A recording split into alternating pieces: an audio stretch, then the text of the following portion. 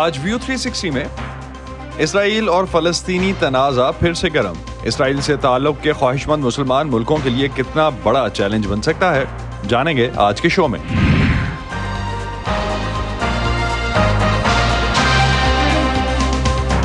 Voice of America کے Washington studios سے آپ دیکھ رہے ہیں پروگرام ویو 360. میں ہوں محمد عاطف. ویلکم ٹو دی شو. پاکستان اسرائیل کو تسلیم کرنے والا ہے. دونوں ممالک کے درمیان بیک ڈور ڈپلومیسی چل رہی ہے یا در پردہ تجارت ہو رہی ہے. ایسی خبریں ہمیشہ پاکستان میں ایک طوفان کھڑا کر دیتی ہیں. کچھ عرصہ پہلے جب پاکستانیوں نے اسرائیل کا دورہ کیا تو انہیں عوام اور پارلیمانی رہنماؤں کی طرف سے بھی سخت تنقید کا سامنا کرنا پڑا. لیکن پاکستان ایک طرف گزشتہ چند سالوں میں خطے کے عرب ملکوں میں بھی, جو کہ تاریخی طور پر اسرائیل فلسطین کے تنازع میں فلسطینیوں کے ساتھ کھڑے تھے, اسرائیل کے ساتھ سفارتی تعلقات بناتے نظر آئے. لیکن حکومتوں اور سرکاری موقف سے قطع نظر عوامی سطح پر اس ہفتے شروع ہونے والی اسرائیل اور حماس کے درمیان جنگ میں اکثر مسلمان ملکوں میں عوام ایک بار پھر فلسطینیوں کے حق میں سڑکوں پر نکلے. آج کے پروگرام میں ہم بات کریں گے کہ آیا حماس کے اس حملے سے زور پکڑنے والے تنازع سے مسلمان ممالک کا اسرائیل سے تعلقات کی نارملائزیشن کا عمل متاثر ہوگا. اور اب بات کرتے ہیں حماس نے جو ڈیڈ لائن دی ہے شمالی غزہ کے 11 لاکھ مقامی شہریوں کو, اور ان سے کہا ہے کہ وہ اسرائیل نے یہ ڈیڈ لائن دی ہے, جبکہ حماس نے کہا ہے کہ وہ اسرائیلی ڈیفنس فورسز کی طرف سے 24 گھنٹوں کے اندر اپنی حفاظت کے لیے جنوبی علاقوں کے لیے شمالی غزہ سے نکل جانے کے مطالبے کو نظر انداز کریں. عسکریت پسند گروپ کا یہ بھی کہنا ہے کہ گزشتہ 24 گھنٹوں میں اسرائیلی فضائی حملوں میں 13 اسرائیلی اور غیر ملکی یرغمالی مارے گئے ہیں. اقوام متحدہ کا کہنا ہے کہ غزہ میں 34 لاکھ افراد بے گھر ہوئے ہیں. اسرائیل کا کہنا ہے کہ حماس کے حملے میں 1300 افراد ہلاک ہوئے, جبکہ اسرائیل کے غزہ پر جوابی حملوں میں 1500 افراد مارے گئے ہیں. ہیومن رائٹس واچ نے کہا ہے کہ اسرائیل غزہ اور لبنان میں وائٹ فاسفورس کیمیکل کا استعمال کر رہا ہے, جو کہ عام شہریوں کے لیے خطرناک ہے اور انہیں سخت نقصان پہنچا سکتا ہے. ہیومن رائٹس واچ نے ایک Q&A ڈاکیومنٹ جاری کیا ہے جس میں اس نے کہا کہ اکتوبر کی 10 اور 11 تاریخ کو غزہ اور لبنان میں آرٹلری سے وائٹ فاسفورس کیمیکل کے اخراج کے تصویری شواہد ملے ہیں. وائٹ فاسفورس کا استعمال نشاندہی, سگنل دینے یا کسی چیز کو چھپانے کے علاوہ آگ لگانے والے ہتھیار کے طور پر بھی استعمال کیا جاتا ہے, جو لوگوں کو بری طرح جلا سکتا ہے. ہیومن رائٹس واچ کے مطابق غزہ جیسے گنجان آباد علاقے میں ایسے ہتھیاروں کا استعمال عالمی سطح پر تسلیم شدہ انسانی حقوق کی خلاف ورزی ہے. اس بارے میں مزید بات کرتے ہیں یروشلم میں موجود پریس ٹرسٹ آف انڈیا کے صحافی ہریندر مشرا اس وقت اسکائپ کے ذریعے ہمارے ساتھ ہیں. Harinder, thank you for being with us. Israel نے ہیومن رائٹس واچ کی اس رپورٹ کے جواب میں کچھ کہا ہے؟ جی, میں نے یہ سوال اسرائیلی دفاعی ترجمان سے کی اور میجر نیر دیناری انہوں نے صاف طور پر اس کی تردید کرتے ہوئے کہا ہے کہ یہ بالکل غلط خبر ہے. آپ کو یہ میں بتا دوں کہ پہلے بھی غزہ میں جب جنگ ہوئی تو اس طرح کے الزام جو ہیں وہ اسرائیل پر لگاتار لگتے رہے اور اسرائیل کی طرف سے ہمیشہ اس کی تردید کی گئی ہے.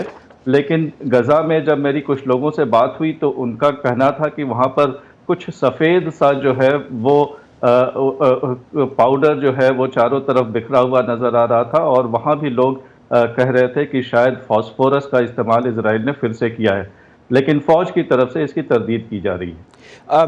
ہریندر, کوئی ایسا واقعہ, کوئی ایسا سانحہ جس سے مزید یہ ثبوت یا شواہد ملتے ہوں کہ یہ واقعی فاسفورس ہے جو استعمال کیا گیا ہے؟ جیسا کہ ابھی کچھ دیر پہلے میں نے کہا کہ اس سے آگ بھی لگ سکتی ہے اور لوگوں کو بہت زیادہ نقصان ہوتا ہے, وہ بری طرح جھلس سکتے ہیں. تو ایسا کوئی واقعہ رپورٹ ہوا ہو؟ جی دیکھیں, اس طرح کی خبریں تو لگاتار غزہ سے آتی رہتی ہیں. وہاں پہ جو میڈیا جو ہے موجود ہے اس کے طرف سے اس طرح کی رپورٹ مسلسل سننے کو ملی ہے. وہ کہتے رہتے ہیں کہ وہاں پر جب بھی کوئی اسرائیلی بم دھماکہ ہوتا ہے یا وہاں پر جب بھی اسرائیل بم گراتا ہے تو اس طرح کے جو پاؤڈر ہیں اس کی وجہ سے ہی شاید جو آگ وہاں پر لگتی ہے اس میں کافی تیزی سے وہ پھیلتی ہے, اور اس کا اثر جو ہے جن لوگوں کو بھی جو بھی آگ کے اس جھلسے میں لوگ آ جاتے ہیں ان پر اس کا بہت گہرا اثر پڑتا ہے. اور کہہ رہے ہیں کہ پچھلی جنگ میں بھی جن لوگوں کو جو اس کی چپیٹ میں آ گئے تھے, جن لوگوں کو یہ اس کا اثر پڑا تھا, وہ آج تک اس کے اثر سے باہر نہیں نکل پائے ہیں, کیونکہ یہ بہت خطرناک جو ہے کیمیکل ہے۔ جی، اور ہریندر، جیسا کہ آپ نے بھی کہا کہ پہلے بھی اسرائیل اس کو استعمال کر چکا ہے، 2009 میں بھی استعمال ہوا ہے، 2013 میں اسرائیل کی ہائی کورٹ آف جسٹس نے اسرائیلی ملٹری کو کہا تھا کہ وہ یہ یقینی بنائے کہ دوبارہ اسے استعمال نہ کیا جائے۔ اب تھوڑا سا ہمیں بتائیے، جو اسرائیل نے شمالی غزہ کے رہائشیوں کو 24 گھنٹے میں علاقہ چھوڑنے کا نوٹس دیا، جس کے بارے میں اقوام متحدہ نے کہا ہے کہ مہلت بہت کم ہے اور اس سے عام شہریوں کو نقصان ہوگا، اس وقت ایویکویشن کے کیا حالات ہیں، اور خاص طور پر مصر کے ساتھ جو بارڈر ہے اس کے کیا حالات ہیں؟ دیکھیے، پہلے تو یہ کہوں کہ اسرائیلی فوج کی طرف سے لگاتار اس فاسفورس کے یوز کو لے کر کے جو ہے وہ تردید کرتے رہے، ان کی طرف سے کبھی اس کو قبول نہیں کیا گیا ہے، لیکن جو ہیومن رائٹس کے جتنے بھی انسانی حقوق کی جو تنظیمیں ہیں ان کے طرف سے یہ لگاتار الزام لگتا رہا ہے، اور وہاں سے انہوں نے کئی سارے ثبوت بھی پیش کرنے کی کوشش کی ہے۔ جہاں تک علاقے کو خالی کرنے کا جو اسرائیل نے لوگوں کو کہا ہے، تو میری ابھی تھوڑی دیر پہلے وہاں کے 4 شہریوں سے بات ہوئی، اور انہوں نے بتایا کہ وہ چاروں لوگ جو ہیں وہ جا کر کے رفح کراسنگ کے پاس جا کر کے وہ وہاں پر چھپے ہوئے ہیں۔ وہ کہہ رہے ہیں کہ ہزاروں کی تعداد میں لوگوں نے جگہ کو خالی کر دیا، حالانکہ حماس لوگوں کو خالی کرنے سے، جگہ وہ چھوڑ کر کے جانے سے منع کر رہا تھا، لیکن لوگ اتنے گھبرائے ہوئے تھے، اتنے ڈرے ہوئے تھے کہ وہ اپنے اپنے گھروں کو چھوڑ کر چلے گئے۔ لیکن ایسے بھی بہت سارے لوگ ہیں جن کے پاس کہیں بھی جا کر کے چھپنے کی کوئی جگہ نہیں ہے۔ بالکل، اور 11 لاکھ لوگوں کے لیے اتنا آسان بھی نہیں ہے کہ وہ 24 گھنٹے کے اندر ایک علاقے سے دوسری جگہ چلے جائیں۔ جی بالکل ہریندر، ہمارے پروگرام میں اس سیگمنٹ کا وقت اتنا ہی ہے، بہت شکریہ، اور آپ سے آئندہ دنوں میں بھی بات ہوتی رہے گی۔ Thank you for being with us. فلسطینیوں اور اسرائیل کا تنازع کئی دہائیوں پرانا ہے، جس میں ایک نیا موڑ 2005 میں اسرائیل کے غزہ سے انخلا کے بعد آیا، جس کے بعد حماس کو غزہ میں قدم جمانے کا موقع ملا۔ گزشتہ 18 برسوں میں اسرائیل اور حماس کئی مرتبہ مد مقابل آئے ہیں۔ ان 18 برسوں کے اہم واقعات پر ایک نظر اس ٹائم لائن میں محمد ثاقب کی زبانی۔ 1967 میں ہونے والی عرب اسرائیل جنگ کے بعد غزہ اسرائیل کے قبضے میں آ گیا۔ 38 سال بعد اگست 2005 میں اسرائیلی فورسز نے غزہ کا قبضہ چھوڑ دیا اور اس علاقے کا انتظام فلسطینی اتھارٹی کے حوالے کر دیا گیا۔ جنوری 2006 میں فلسطینی قانون ساز کونسل کے انتخابات ہوئے، جس میں حماس نے الفتح کو شکست دے کر اکثریت حاصل کر لی۔ حماس نے انتخابات میں کامیابی کے بعد عسکریت پسندی کی پالیسی چھوڑنے اور اسرائیل کو تسلیم کرنے سے انکار کر دیا، جس پر اسرائیل اور امریکہ نے فلسطینیوں کی امداد بند کر دی۔ اسرائیل کی غزہ پر کارروائیاں شروع ہوئیں جون 2006 میں، جب حماس کے عسکریت پسندوں نے اسرائیلی فوج کے ایک اہلکار گلاد شالیت کو یرغمال بنا لیا۔ اسرائیل نے جواباً غزہ میں حماس کے ٹھکانوں پر فضائی حملے شروع کر دیے۔ دسمبر 2008 میں فلسطینی عسکریت پسندوں کی جانب سے اسرائیل کے جنوبی علاقے صدیروت پر راکٹ داغے گئے، جس پر اسرائیل نے غزہ میں پھر فوجی کارروائیاں شروع کر دی، جو 22 روز تک جاری رہیں۔ فریقین کے درمیان جنگ بندی سے قبل اس لڑائی میں لگ بھگ 1400 فلسطینی اور 13 اسرائیلی شہری ہلاک ہوئے۔ نومبر 2012 میں اسرائیل نے حماس کے military chief of staff Ahmed Jabari کو قتل کر دیا، جس کے بعد 8 دن تک فلسطینی عسکریت پسندوں نے اسرائیل پر راکٹ داغے، جبکہ اسرائیل نے جواب میں غزہ پر بمباری کی۔ جولائی 2014 میں حماس کی جانب سے 3 اسرائیلی نوجوانوں کا اغوا اور قتل 7 ہفتوں تک جاری رہنے والی جنگ کا باعث بنا۔ اس دوران 2100 فلسطینی ہلاک، جبکہ 67 فوجیوں سمیت 73 اسرائیلی شہری جان کی بازی ہار گئے۔ مارچ 2018 میں فلسطینیوں نے غزہ میں اسرائیل کی سرحد پر the great march of return کے نام سے احتجاج شروع کیا۔ کئی ماہ تک جاری رہنے والے اس احتجاج کے دوران جھڑپوں میں 170 فلسطینی مارے گئے۔ مئی 2021 میں رمضان کے مہینے میں الاقصی کمپاؤنڈ سے شروع ہونے والی جھڑپیں 11 روز تک جاری رہنے والی لڑائی میں تبدیل ہو گئیں۔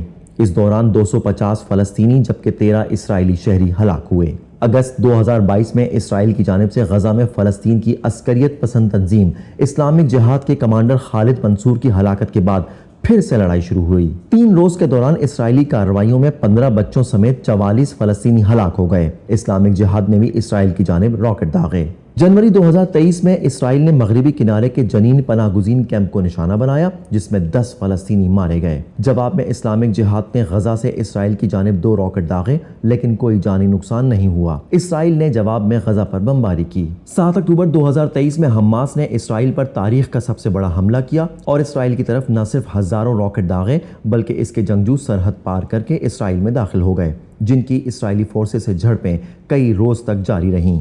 اسلامک جہاد کا کہنا ہے کہ اس کے جنگجو بھی اس حملے کا حصہ بن گئے ہیں۔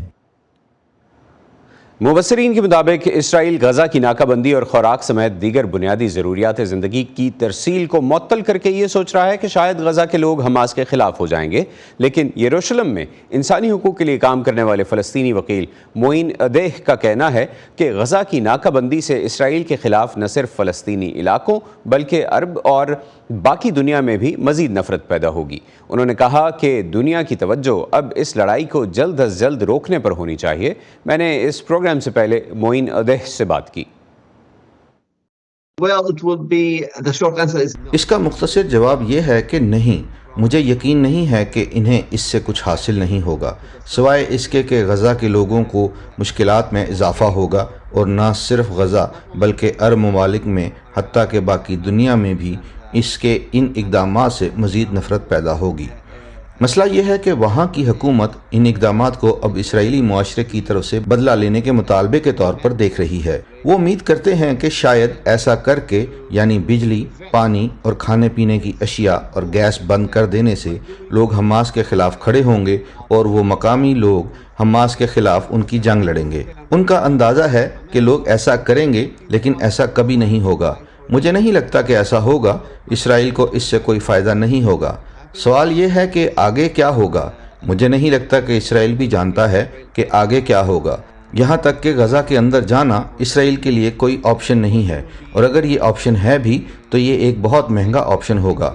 اگر صورتحال اسی طرح جاری رہی، یعنی ناکہ بندی مہینوں نہیں تو ہفتوں تک جاری رہی، تو صورتحال بگڑتی جائے گی۔ If it's an option, it will be a very, very costly option. If the situation continues، آپ کے خیال میں خطے کے پڑوسی عرب ممالک غزہ میں انسانی حقوق کی پیدا ہوتی صورتحال پر کیا رد عمل دے سکتے ہیں؟ I think that Arab countries are already under big pressure now, especially میں سمجھتا ہوں کہ عرب ممالک پہلے ہی بڑے دباؤ میں ہیں، خاص طور پر اردن اور مصر، اور اردن میں فلسطینیوں کی بڑی آبادی ہے، اور وہ اردن کے بادشاہ اور اردن کی حکومت سے کارروائی کی درخواست کر رہے ہیں۔ ساتھ ہی مصری حکومت، کیونکہ وہ ایک پڑوسی ملک ہے، اور ان سب ملکوں پر دباؤ بڑھے گا۔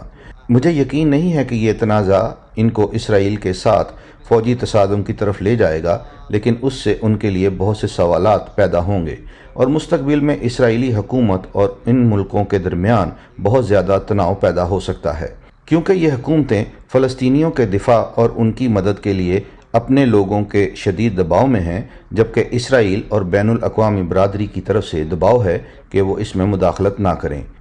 ہمیں جس چیز پر اب توجہ دینی چاہیے وہ یہ ہے کہ ہم اس لڑائی کو جلد از جلد روکنے کی کوشش کریں، اور دونوں طرف سے بے گناہ لوگوں کی ہلاکتوں کو روکا جائے، اور یہ سمجھیں کہ تشدد مزید تشدد کا باعث بنے گا، قتل مزید قتل و غارت گری کا باعث بنے گا، اور ایک طرف کے لوگوں کی تکلیف دوسرے طرف کے لوگوں کے لیے سلامتی اور امن نہیں لائے گی۔ bring safety and peace to others. ہفتے کے روز حماس کے نہتے اسرائیلی شہریوں پر حملے سے ہونے والی سینکڑوں ہلاکتوں پر امریکہ سمیت دنیا کے کئی ملکوں میں غم و غصے کا اظہار کیا گیا۔ مرنے والوں کے لیے دعائیہ تقریبات منعقد کی گئیں، لیکن اسرائیل کی جوابی کارروائی میں غزہ پر حملے کے بعد امریکہ، یورپ کے چند ممالک اور کئی مسلمان ممالک میں فلسطینیوں کے حق میں بھی مظاہرے ہوئے۔ ان مسلمان ممالک میں پاکستان بھی شامل ہے، جس کے اسرائیل سے در پردہ تجارتی تعلقات کی میڈیا خبروں کی تردید حکومت کو ابھی کچھ عرصہ پہلے ہی کرنی پڑی تھی۔ ان میں انڈونیشیا بھی شامل ہے، جس کی اسرائیل سے خفیہ مذاکرات کی خبریں چند ماہ پہلے ہی سامنے آئیں۔ جن ملکوں میں فلسطینیوں کے حق میں مظاہرے ہوئے ان میں اردن بھی شامل ہے، جس کے اسرائیل سے سفارتی تعلقات ہیں۔ اردن میں ہونے والے مظاہروں میں مظاہرین نے اردن کی حکومت سے مطالبہ کیا کہ وہ اسرائیل سے اپنے امن معاہدے کو ختم کرے۔ لن ننسى ولن نتخلى عن الحق الفلسطيني۔ ہم فلسطینی حق کو نہ بھولیں گے نہ چھوڑیں گے۔ وہ نئی نسل پر امید لگائے بیٹھے ہیں کہ وہ بھول جائے گی اور ان کے بڑے مر جائیں گے۔ اس چوراہے اور دوسرے چوراہوں پر موجود نوجوان مرد و خواتین کو دیکھ لیں۔ یہاں موجود لوگ نوجوان نسل سے ہیں جن کی عمریں 20 کی دہائی میں ہیں۔ فلسطینی اور عرب اپنا حق نہیں بھولیں گے۔ لن ينسى الحق الفلسطيني۔ اسرائیل بس بہت ہو گیا، پسے ہوئے فلسطینیوں پر 80 سال سے قبضہ بہت ہو گیا۔ یہ تمہاری زمین نہیں، ہماری زمین سے نکلو۔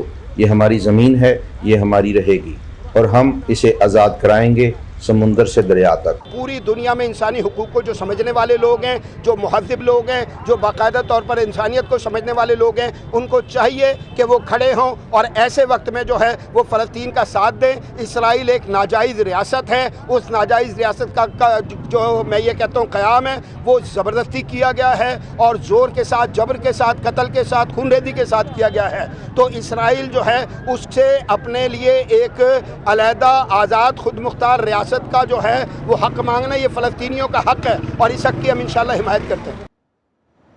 सेनेट की कमेटी बराए दिफा के चेयरमैन मुशाहिद हुसैन सैयद ने कहा है कि पाकिस्तान में हर कुछ अरसे बाद ये बुखार चढ़ता है कि इसराइल को तस्लीम करेंगे तो सारे मसले हल हो जाएंगे, लेकिन हालिया मामले के बाद इसराइल को तस्लीम करने की बहस दफन हो गई है।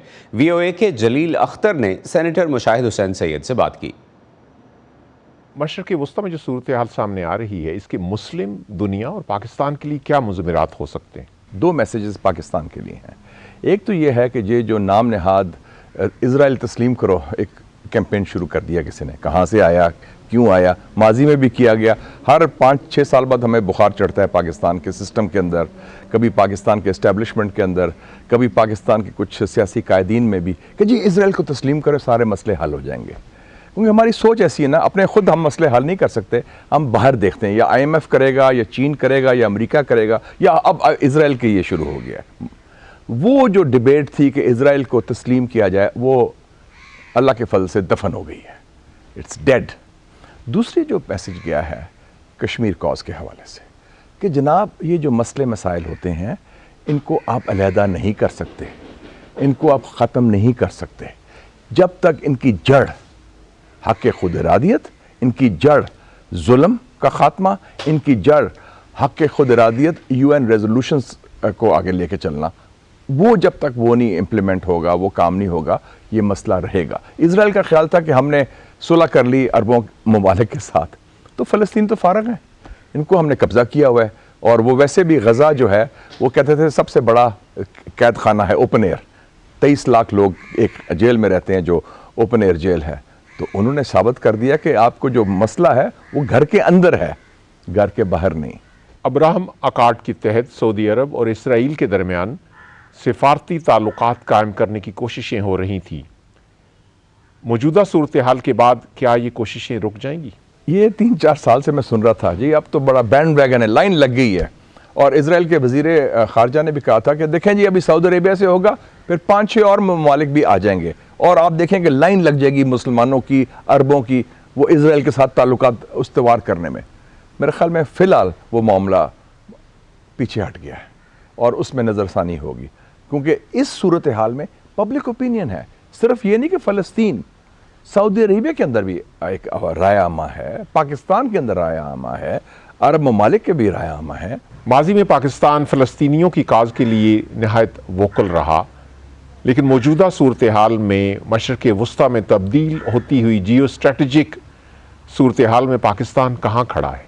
पाकिस्तान वहाँ ही खड़ा है जहाँ कायद आज़म ने 23 मार्च 1940 में करारदाद पास की थी लाहौर में ऑल इंडिया मुस्लिम लीग ने। हक़ खुद इरादियत मुसलमानों के लिए जो बड़े सग़ीर के हैं यानी कि पाकिस्तान, और दूसरा करारदाद थी फ़लस्तीन के हवाले से। हम उस पर कायम है। हमारा मौक़िफ़ अरबों से या OIC से लिंक नहीं, हमारा मौक़िफ़ पुराना मौक़िफ़ है।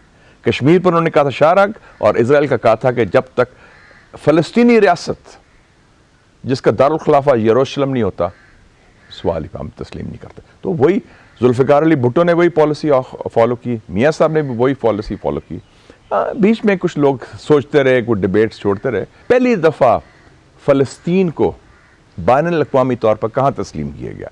PLO, पैलेस्टाइन लिबरेशन ऑर्गेनाइजेशन, जिसके सरबराह यासर अराफात थे, उनको किसी अरब सरजमीन में नहीं, लाहौर 1974 इस्लामिक समिट में जुल्फ़िकार अली भुट्टो साहब प्राइम मिनिस्टर थे, उस वक़्त वाहिद नुमाइंदा जमात फ़लस्तीन की इधर तस्लीम किया। तो हमारे तो सियासी DNA में है फ़लस्तीन के साथ यकजहती, फ़लस्तीन की हमायत, और कोई दूसरा रास्ता नहीं है।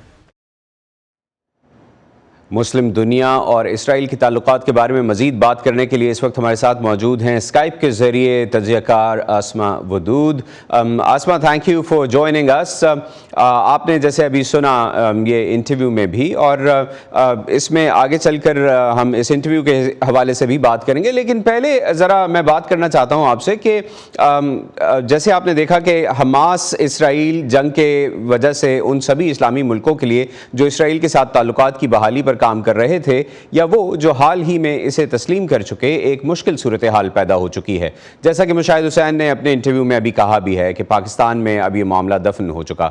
تو کیا اب اسرائیل کے تعلقات قائم کرنے کا جو سارا پروسیس تھا مسلم دنیا کے ساتھ، کیا یہ اب ممکن ہے؟ کیا یہ آگے چل سکے گا؟ دیکھیے جی، یہ ابھی تو بہت ہی ایک کنفیوژن ڈیولپ اس میں ہو گئی ہے. اس میں تو کوئی دو رائے نہیں ہے کہ ایک انفارچونیٹ ایونٹ ہوا اسرائیل میں. وہ دیٹ واز این ہورریفک ایونٹ. آپ کی سویلینز چاہے اس طرف ہوں چاہے اس طرف ہوں، ان کی جان پریشیس ہوتی ہے.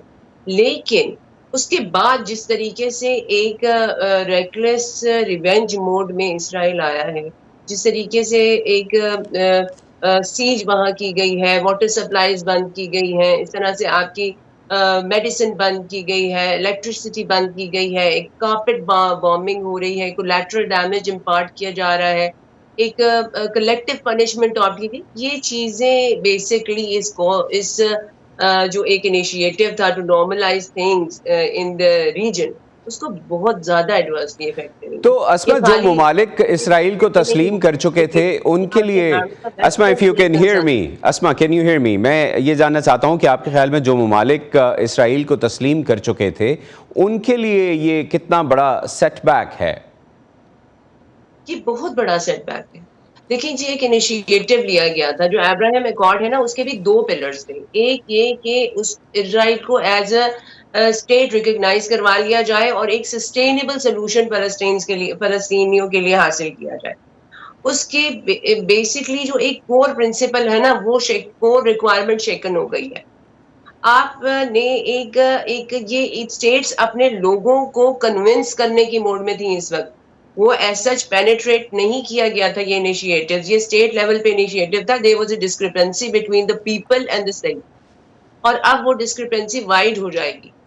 چاہے وہاں پہ ایڈمنسٹریٹو موڈ مختلف ہے، لیکن اسٹل پیپل اوپینین پریویل. تو آپ کیا سمجھتی ہیں جو عوامی موقف ہے، اب عوامی رائے یا اس موقف کی کتنی اہمیت ہے اس انیشیٹو میں؟ یا جیسے آپ نے کہا کہ حکومتیں یہ کرنا چاہتی تھیں، عوام اس کے لیے شاید تیار نہیں تھے. عوام بھی میں کہہ رہی ہوں تیار ہونے کی ایک پروسیس میں تھے، لیکن اس پروسیس کو ہالٹ لگ گیا ہے. اور اس میں جو کنسرنز ہیں نا وہ یونیفائڈ ہیں. وہ صرف ان عربین پیننسولا میں جو لوگ جو گورنمنٹس جیسے الائن کرنا چاہ رہی تھیں خود کو اسرائیل کے ساتھ، صرف وہ اس کنسرن میں شامل نہیں ہیں. اس میں آپ کی ویسٹ سے بھی آوازیں اٹھ رہی ہیں، یو کے سے اٹھ رہی ہیں، کینیڈا سے اٹھ رہی ہیں، آپ کے اپنے یو ایس سے اٹھ رہی ہیں. یہ ایک یونیورسل کنسرن ریز ہو گیا ہے، جس سے اس پیس انیشیٹو کو بہت زیادہ فیٹل بلو لگی ہے. یہ آگے جا کے بہت کمپلیکسٹیز کا شکار ہو سکتا ہے. تو کیا آپ کو لگتا ہے کہ آگے جا کر جب معاملات تھوڑے ٹھنڈے ہو جاتے ہیں اور کچھ جو اس وقت کوششیں کی جائیں گی خاص طور پر فلسطینی علاقوں میں یہ جنگ اور یہ حملے بند کروانے کے لیے، کیا اسلامی ملکوں کے پاس آگے چل کر مستقبل میں دوبارہ ایسا موقع مل جائے گا ان کو کہ وہ دوبارہ اس پروسیس پہ کام شروع کر سکیں؟ دیکھیں جی، ایک تو یہ فوراً فور جنگ بندی ہونی چاہیے. کولیٹرل ڈیمیج امپارٹ کرنا، ایک collective punishment, this is not the way to go about it. What war against terror ہم سے بہتر کون جانتا ہے. پاکستان نے 70,000 لوگوں کی جان دی، مگر یہ اپروچ نہیں ہوتی. اس میں بڑی آپ کو ایک سسٹینیبل اسٹریٹجی لے کے اور بڑی دھیمے قدموں کے ساتھ چلنا پڑتا ہے، کیونکہ اس میں ہمیشہ there is a thin line between civilians and the people who are responsible. بقیہ جو آپ نے کہا نا، ان دا لانگ رن اس کو کیسے ٹیک اپ کریں گے. ان دا لانگ رن یہ موقع عربک پیننسولا عربک کنٹریز کے پاس تو ہے، لیکن اسرائیل کے پاس بھی گولڈن اپرچونٹی ہے. رائٹ. بہت شکریہ اسما. ہمارے پروگرام کا وقت یہاں پر ختم ہو رہا ہے. بہت شکریہ آپ نے ہمیں جوائن کیا. اسی پر ختم کرتے ہیں آج کا شو. محمد عاطف کو اجازت دیجیے. खुदा हाफिज।